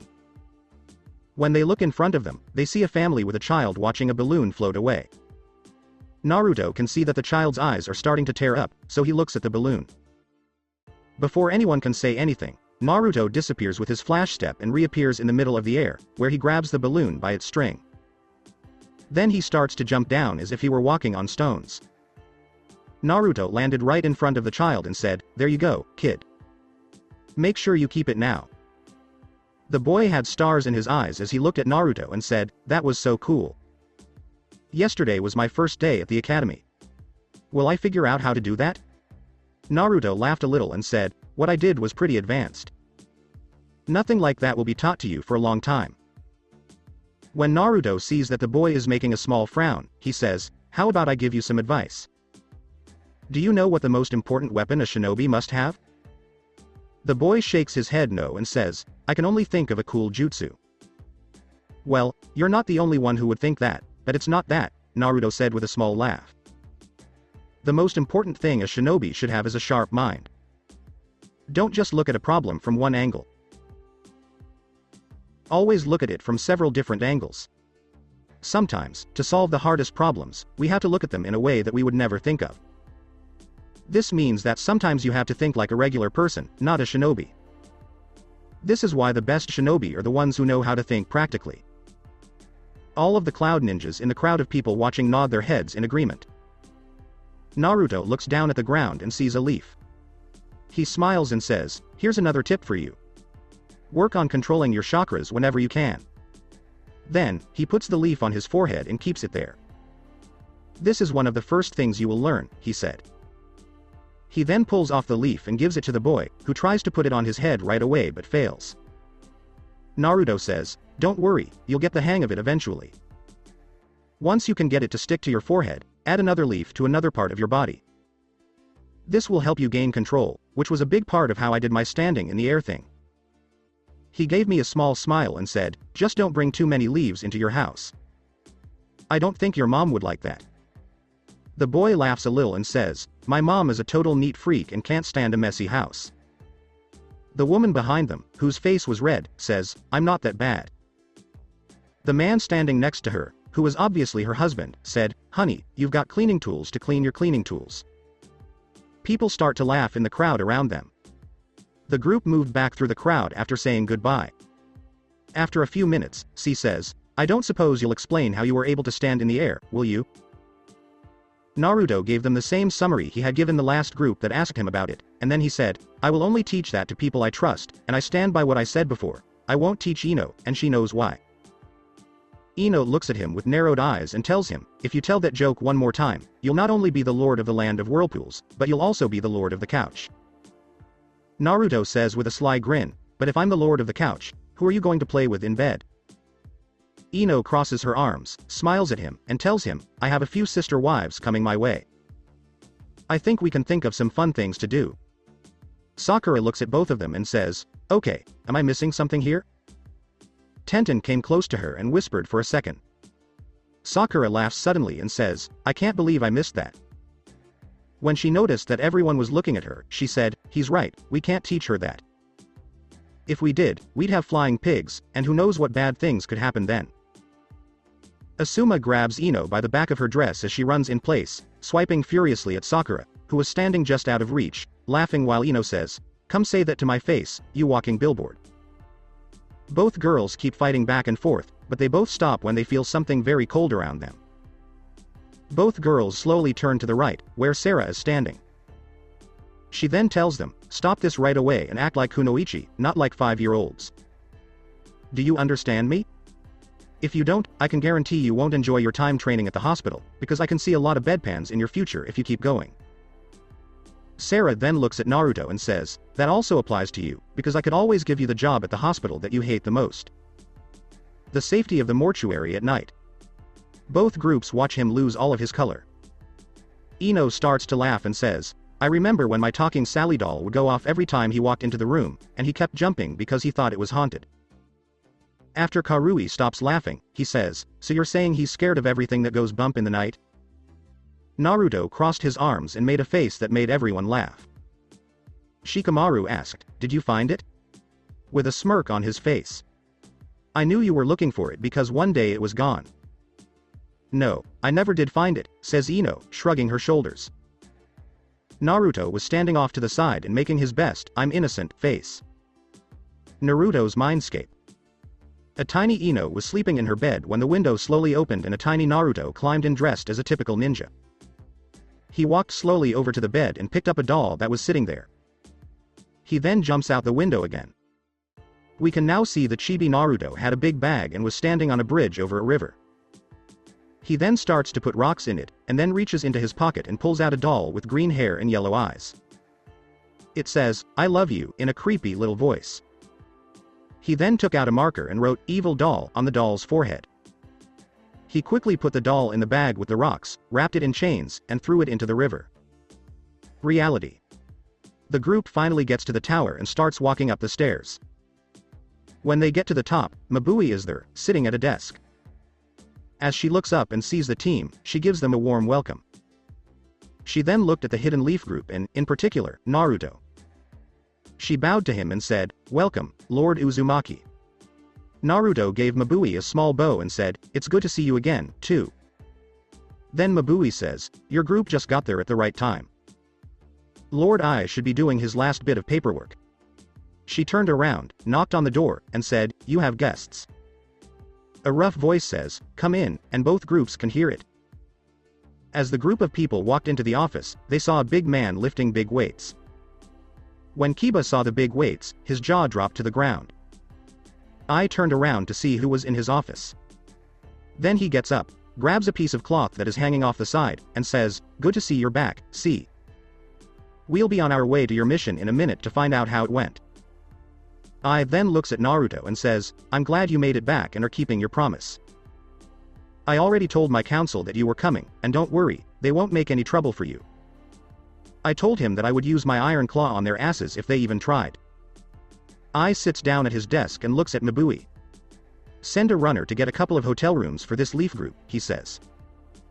Mabui quickly nodded and then left the room. Then he looked at C again and asked, "How did the mission go?" C started the mission briefing by going over all the information they had found. He then started to talk about how the Leaf Village group had helped them with the mission. He said that he wanted to fill out a requisition form for a couple of Naruto's glasses and include the name of a spy in the room where the mission was given. C then looked at Naruto and asked, "Can you please bring out the prisoner?" After getting permission from I, Naruto opens a small garganta, black cavity, and the prisoner falls out in the fetal position, shaking. When I snapped his fingers, an Ambu agent appeared out of nowhere and said, "Take this piece of trash to the T&I division, and then go get our little spy." And when it was time for the fight with Atsushi, both Yugito and Naruto went to the front of the desk and started telling what happened. Then Naruto reached into his pocket and took out a scroll. He then opened the statue of Atsushi. I looked at it with a raised eyebrow, then gave a short nod and said, "Couldn't have happened to a better person. You saved me a lot of paperwork." I sat down and listened to the rest of the briefing about the mission. "Good job," he says when it's done. He then took out a piece of paper, stamped it, and said, "I'll make sure your mission pay goes into your accounts." Then he looks at Yugito and Naruto and says, "Since the two of you killed him, you'll have to share the bounty." He then reaches over to the side of his desk and grabs a book that everyone knows is a bingo book. He flips through a few pages and says, "It looks like it was 2.5 million ryo." Naruto straightens his back and says, "Since he is from your village and I already have a good amount of money, I'd like my share of the bounty to be used to help people in this village who need it." He then looked at Mabui, who had come back into the room during the briefing, and said, "I would like my share to be split evenly between these places." Mabui takes out a notepad. "The first part should go to the orphanages in your village," says Naruto. He says with a slight narrowing of his eyes, "Make sure the money goes to the orphans and not into the pockets of the people in charge. If your village is like ours, there should be orphans who live on their own and get a stipend. Please make sure that they get a small bonus in the next check. Next, I want another part of it to go to any widowed shinobi whose partner was a shinobi or to any injured or struggling retired shinobi. Another part should go to the hospital, and I want you to look around the academy for any students who are using second-hand or bargain bin supplies because their families can't afford quality equipment and get them the real things they need. The last part should go to a charity that helps shinobi in need. I want you to focus on getting things like food, winter clothes, blankets, and so on. Again, make sure they pay attention to the old and the young. Ino walked up to him, put her arm around his waist, and kissed him on the cheek. That's what I love most about you, she told him. You are always ready to help others. The people from the hidden cloud watched this with shocked looks on their faces. Yugito was among the first to realize what was going on. She then turned to Mabui and said, "You can also use my share. He gave you a list, and I can't think of anything else to add to it. He seemed to cover everything that needed to be done." Naruto says, "If you're also going to give your share, I just thought of something else you could help with. Any kunoichi who is on maternity leave or a shinobi who is taking time off to help his pregnant wife can get a small bonus." Yugito nods quickly and says, "Put it on the list." Mabui said, "I'll make sure it gets done," when he was done writing the list. I clears his throat and says, "Well, as it is, we'll meet with the council tomorrow." You're out of here for now. Then, with steely eyes, he looked at Naruto and said, "I want you to stay out of trouble, Uzumaki. If I find out that you played even one joke on me, I'll thunderclap you." As the group left the office, Naruto could be heard saying, "You see. Ino-chan, I told you so. That one day I would be known all over the world, and that everyone would know how awesome I am as the king of pranksters." Ino pulled him out by the back of his jacket and said, "Let's go, your majesty. We've got to talk." Naruto starts shouting, "No, no, help me, help me. I need a grown-up, I need a grown-up." While he tried to move slowly, both groups laughed at him. Konoha, Uzumaki compound. Hinata was in Naruto's office, where she was looking over some papers. As she opens an envelope and pulls out the contents, she finds yet another marriage contract. When she sees a racy picture of a woman old enough to be his mother in lingerie, her left eye starts to twitch. She stops trying to set the picture on fire by staring at it, but Tsunade's voice says, "Unless you've somehow gotten the scorch release, I don't think you'll be able to do it with your eyes." Hinata looked at Tsunade and said, "This is the 10th one I've found, and most of the women are old enough to be his mother. They should feel bad about what they did." "You don't seem to have any trouble with Anko," Tsunade said with a small laugh. Hinata crosses her arms and makes a pouty face as she says, "At least she knows him and isn't just after him for his money and status." Tsunade shakes her head, trying to keep her smile from showing, and makes a note to tell Kushina, knowing that this would be funny to the redhead. Then she tells him, "That's enough paperwork for today. Let's go to the emergency room. Today, I'd like to give you your next class. I am going to show you how to put on a cast." Hinata starts to clean up her desk and put all the papers in order. When she picks up a stack of papers, an orange book falls out, which the Sannin recognizes right away. Tsunade quickly appears in front of the desk and grabs the book before she can hide it. She looks at Hinata with a big grin and says, well, what do we have here? You probably aren't looking for ideas for you and a certain spoiled brat with blonde hair, are you? I wonder what would happen if I told Kurenai that you have this." Hinata's face had turned a different shade of red as Tsunade watched the little girl wriggle. As her eyes get smaller, she says, "Or, even better, maybe I should tell his mother that you have this." Seeing her face change from bright red to ghostly white, Tsunade breaks out laughing. She then throws the book back on the table and tells him, "Next time, make sure you hide it better." As they walk through the courtyards of the compound, they see Aisha, Nariko, and Nell. Aisha is trying to be sneaky by holding a brown bag. Since the girls hadn't seen them yet, they walked up behind them and Tsunade asked, "What are you three little troublemakers doing now?" When they hear the voice, all three girls jump and quickly turn around. Aisha tried to hide the brown bag behind her back as best she could.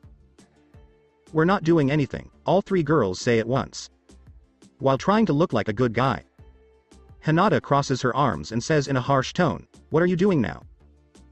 You still have to pay for putting the green jello in your brother's shoes, don't you?" Aisha, realizing that they had been caught, says, "We were just going to put these crickets in the jail cell room so that Kabuki would have to listen to them chirp and know that he couldn't stop them."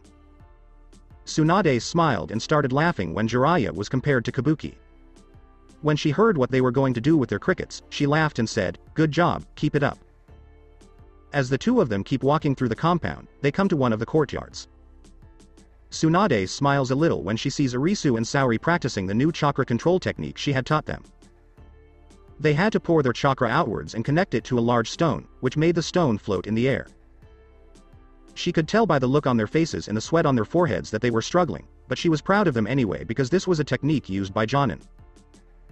Hinata, who was standing next to her, said, Naruto said that if the two of them keep going the way they are with their chakra control, he might decide to see if they can become sages. Tsunade nods her head and thinks to herself, if that's true, I knew these two would become monsters on the battlefield one day. Random street. Before long, they were walking down the streets together. Hinata was talking about how she wished she had been brave enough to talk to Naruto when she was in the academy. Tsunade replies, don't feel so bad. Naruto's mother was just as bad, but instead of being shy and sitting in the back of the classroom, she was loud and bossy. She liked to beat up people who made fun of her or embarrassed her, and Naruto's father was her favorite target because she couldn't tell him how she felt about him. She was just like any other tsundere. You know that the hidden cloud village almost took you both, so you have a lot in common. Hinata looked at Tsunade with wide eyes because she didn't know that she and Naruto's mother were both like that. Then, Tsunade and Hinata see a house with a small yard that is fenced in. What caught their attention about this house was that it was full of kids. Several boys were cleaning out the gutters, and several girls were pulling weeds out of the garden. One of the girls was Nakara, and Tsunade knew that it was one of the children who had helped the old woman when she first came back to the village. They saw that she was holding a clipboard and watched as she told the boys cleaning the gutters on the roof to keep an eye out for any loose shingles. One of the boys replied, I'll take care of it, and they watched as he climbed off the ladder, onto the roof, and slowly started to look around. Hinata shouts at Nakara to get his attention. As Nakara turned her head to see who was calling her, she said, oh, hi big sister, hi Grandma Tsunade. Then Hinata asked, what are you doing? Nakara says, we're helping Miss Takao clean up her house because she wants to sell it but her son won't help her. Then Nakara says, when I heard this, I asked some of my brothers and sisters to help. The younger ones are helping me clean up the gardens and walkways, while the older ones are up on the roof cleaning out the gutters. Some of the older ones are also cleaning and dusting inside. Tsunade can't help but think that her grandmother would be so proud of all the kids who are helping out. She looks at the porch and sees the same old woman who had fallen walk out with a tray of lemonade. She calls out to the kids to come get a glass of lemonade and take a break. But before anyone could move, a man's voice says, what the hell is going on here? What the hell are you kids doing in my house? The group all turned at the same time and saw a man and a woman standing on the other side of the fence. Who are you? Asks Tsunade as she looks at him. The man looks at her and says, I don't have to tell you crap. This is where my mother lives. Then he says, the old bat and I need to talk. Now leave. But we're not done helping Miss Takao clean her house and get it ready for an open house because she wants to sell it, Nakara told him. The angry man says, I don't know what that old bat has been telling you, but she's not selling it. It's fine if you don't want to live here anymore, the man tells his mother. I'll dump your ass in a retirement home. Tsunade sees that the older kids are pushing the younger ones into the house, while two of the boys are taking a defensive stance next to the woman. She can't help but smile when she sees this. Her attention goes back to the man as soon as he pushes the gate open and starts running up the path. Nakara tries to get in his way. The man quickly grabs her shoulder, pushes her to the side, and throws her to the ground. He looks down at her and tells her, now get your kids out of here before I. But he stops in the middle of a sentence. As Hinata suddenly appears in front of him, she strikes him in the chest with her palm, sending him back through the gate and down to the ground. As she stands over him, people can see that her long hair, which she started growing out when she heard Naruto liked long hair, starts to float up, just like his mother did when she was mad. As the air got icy cold around them, she said in a cold voice, how dare you try to hurt one of my little sisters? The man gets back to his feet quickly and swings at her, but Hinata grabs his wrist and stops it.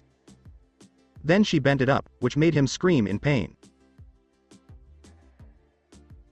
While still twisting his wrist up, she twists his arm behind his back and kicks the back of his knee, making him fall to his knees.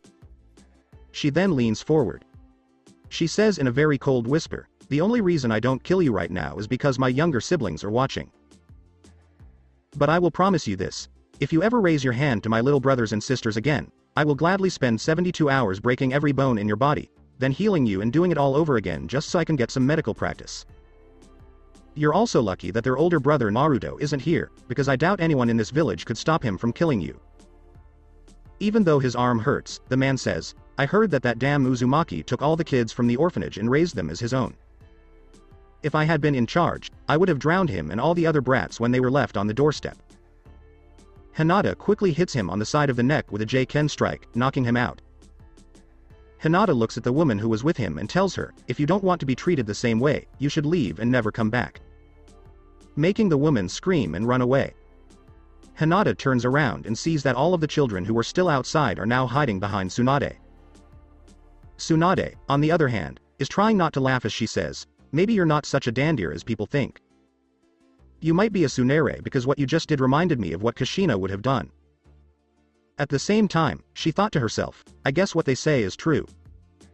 Boys will always find girls who remind them of their mothers. Then she hears one of the little boys behind her say, Big brother was right, girls are scary when they're mad. Then, Tsunade makes a hand sign that calls Anbu Neko. She then says, Neko, take this man to the T&I division and have him arrested for trespassing, assaulting a child, and trying to attack a kunoichi. Neko walks up to the man on the ground and says, yes, my lady. In fact, he is being charged with more than one thing. He's wanted for a long time. Tsunade then looks at the kids and tells them, you're all doing great. She then looked at Hinata again and said, let's keep going to the hospital. Kumo. The group had decided to go out to a nice restaurant to celebrate a job well done. Because it was a big party, they had more than one big table. Naruto looks at Ino and Sakura, who are both asking Samui and Karui which stores are the best. Naruto had already told Ino that he wouldn't pay for another shopping trip for her, but since Sakura wasn't there for the last one, he was kind enough to give her a small roll of Ryo. Naruto then started talking to C about what the council was like. Suddenly, a beeping sound stopped them and made everyone at all the tables look at him. Naruto reaches into his pocket and pulls out an object that no one else knows. He looks at it and sees that someone sent him a message. He looks back up at the group with a raised eyebrow and says, it's just a message. When he opens the device and reads the message, he sees that it was sent by Yoruichi. Message. Hey Foxy. Just letting you know that 2 of the red clouds have come down. XOXO Yoruichi. When Naruto thinks about how he's going to thank her, he breaks out in a big smile. C then asks, is there anything we should know? Naruto shakes his head and says, it's a topic for tomorrow. Not sure where. 2 women are standing over 2 dead people who are lying on the ground. The one who is taller looks at the one who is shorter and says, well, I sent the message to Foxy. Let's wrap up these bodies and take them back with us. Don't forget to pick up the 3-pronged scythe. Of course, Lady Yoruichi, says the shorter one. Now, Soifun-chan, what have I told you before about calling me lady, my little bumblebee? Says Yoruichi, who has now revealed himself. Making the face of the shorter one turn red. Yoruichi looks back at the 2 dead bodies and says, for an S rank like Hidan, it wasn't that hard to kill him by using our superior speed and cutting off his head. As she looked at the burlap sack in her hand, they could hear muffled screams coming from it. The 5 hearts were pretty annoying for Kakuzu. Soifun nods and says, yes, you were right. If I had to rank him, I would give him the title of Vasto Lord. They quickly wrap the bodies in blankets and run up into the trees. A few seconds after they leave, a person in an orange spiral mask with one eye comes out of a tree. He looks in the direction they went and says in a childish voice, it looks like we have some new players on the field. So that's it for today. I hope you guys enjoyed it. Don't forget to like, share and subscribe to the channel for more awesome stories like this. Thank you. See you all in my next video.